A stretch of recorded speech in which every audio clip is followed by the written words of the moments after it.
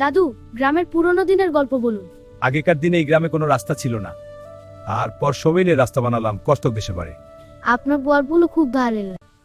এই গ্রামটা আগে কত প্রাণবন্ত ছিল জানিস? পৌষ সংক্রান্তির মেলায় কত লোক জমতো। নবান্নের সময় নতুন ধানের ভাত পিঠে সবার বাড়িতে আনন্দ লেগেই থাকতো। দাদু, এখন আর সেগুলো হয় না কেন? হয়তো, কিন্তু আগের মতো আর সেই আন্তরিকতা নেই। তখন সবাই মিলে উৎসব করত, ধনী গুয়ে দিয়েছে। এই গাছটার নিচে আগে গ্রাম সভা বসতো। গ্রামের সব সমস্যা এখানে আলোচনা করে মিটিয়ে নেওয়া হতো। বিচার হতো, গান হতো, গল্প হতো। এই গাছটাই ছিল গ্রামের প্রাণ।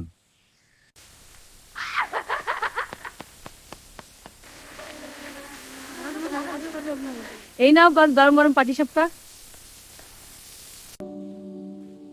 দাদু, আমি বড় হয়ে আবার ওই চেয়ারম্যান, সবাইকে নিয়ে আবার উৎসব করব।